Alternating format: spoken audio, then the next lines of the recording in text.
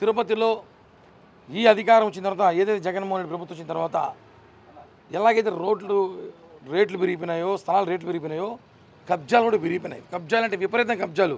ఏదో ప్రభుత్వ భూములు కాజేస్తామంటే ప్రభుత్వం అధికారంలో అనుకోవచ్చు. పర్సనల్ భూములు ఇలాంటి పెద్దవాళ్ళు పాపం ముస్లిం వాళ్ళు పాపం వాళ్ళు వయసు 80 ఏళ్ళు ఉంటుంది. వాళ్ళు మొహమానం చూడాలి కదా. తిరుపతి ఎమ్మెల్యే కానివ్వండి, ఆయన తనయుడు కానివ్వండి, వాళ్ళ అనుచరులు ఎలక్షన్ దగ్గరున్నా కూడా సరే, రేపు ఎలక్షన్ వస్తుంది భయం లేకుండా, 2 నెలలు ఎలక్షన్ వస్తుంది భయం లేకుండా, మొట్టమొదటిసారి మన తిరుపతిలో పోటీ చేస్తున్నామే అని భయం లేకుండా వాళ్ళ అనుచరులు విచ్చలవిడి కబ్జాలు.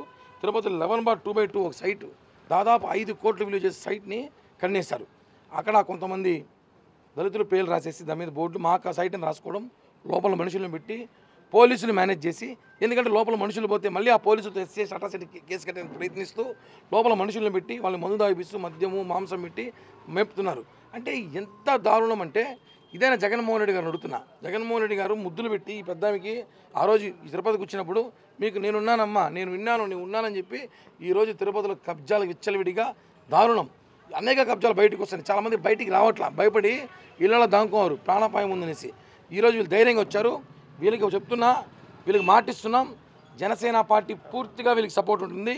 ఈ విషయంలో మేము సీఏ గారు ఎస్పీ గారితో కూడా మాట్లాడతా, కలెక్టర్ గారితో మాట్లాడతా, వినకపోతే దీన్ని పవన్ కళ్యాణ్ గారి దృష్టికి కూడా తీసుకెళ్ళి వీళ్ళకి న్యాయం చేస్తాం. రేపు ఖచ్చితంగా రాబోయేది మా ప్రభుత్వమే, గుర్తుపెట్టుకోండి. ఇంకా 2-3 నెలల్లో మా ప్రభుత్వం రాబోతుంది.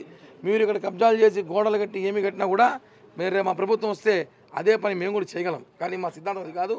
గౌరవంగా ఈ విషయాన్ని కలెక్టర్ గారు, ఎస్పీ గారు, స్థానిక ఇన్స్పెక్టర్ దీన్ని సీరియస్గా తీసుకొని దీన్ని విచారించి, మీ విచారణ కాదు, నిజమైన హక్కుదారులు వీరు. ఈసీలో కూడా చూడండి, రుద్రరాజు సంపూర్ణమ్మ గారు ఈసీ, లేటెస్ట్ ఈసీ. మీరు ఇక్కడ మేనేజ్ చేయగలుగుతారు కానీ ఈసీలో మేనేజ్ చేయలేరు కదా. ఇవన్నీ కూడా మీరు సీరియస్గా తీసుకోకపోతే పెద్ద ఎత్తున ఆందోళన చేస్తానని చెప్పి కూడా ఈ పెద్దాయమ వీళ్ళిద్దరికి పాదాల సాక్షిగా నేను ప్రమాణం చేసి చెప్తున్నా. ఈ విషయంలో నేను పెద్ద సీరియస్గా ఎంతవరకైనా వెళ్ళడానికి మేము సిద్ధంగా ఉన్నాం. అయిపోయింది 33 ఏళ్ళు అయింది.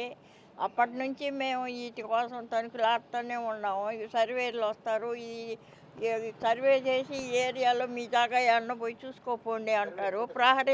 ప్రహరీలోడి కట్టేదానికి వస్తే దానికి అబ్జెక్షన్ చేసినారు. ఇట్లాంటి పనులన్నీ అప్పటి నుంచి మేము వాళ్ళతో పట్టిస్తూనే ఉన్నాము.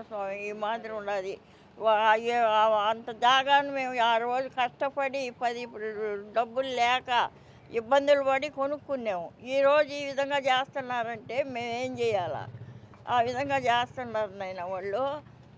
మా వల్ల కాలేకుండా ఉన్నది వాళ్ళని సాధించేదానికి. అట్టున్నది మా పరిస్థితి. ఏం చేయాలా అనేసి ఏదో ఈయన వచ్చి ఉన్నాడు, ఆయన మాకు న్యాయం చేస్తాడు చూడాలి. అదే అదే చేయాలని ఇంత క్లియర్ గా ఉన్నా కూడా అదే ఎవరు మోసం చేయరు. కబ్జా చేయొచ్చు కానీ క్లియర్ గా ఉన్నా కూడా పోలీస్ వ్యవస్థ కరెక్ట్ కాదు. పోలీస్ వ్యవస్థ కూడా ఇది కరెక్ట్ కాదు. ఎందుకంటే ఎలక్షన్లు వస్తున్న విషయం గుర్తుపెట్టుకోండి, ఇది కరెక్ట్ కాదు. రేపు ప్రభుత్వాలు మారినాక ఎవరైతే పోలీస్ అధికారులను బెదిరిస్తారో ఆ అధికారి దగ్గర వీళ్ళ స్థలం ఇప్పిస్తాం. మేము ఖచ్చితంగా చెప్తున్నాం, ఆ అధికారి దగ్గరే వీళ్ళ దగ్గర నిలగట్టిస్తాం.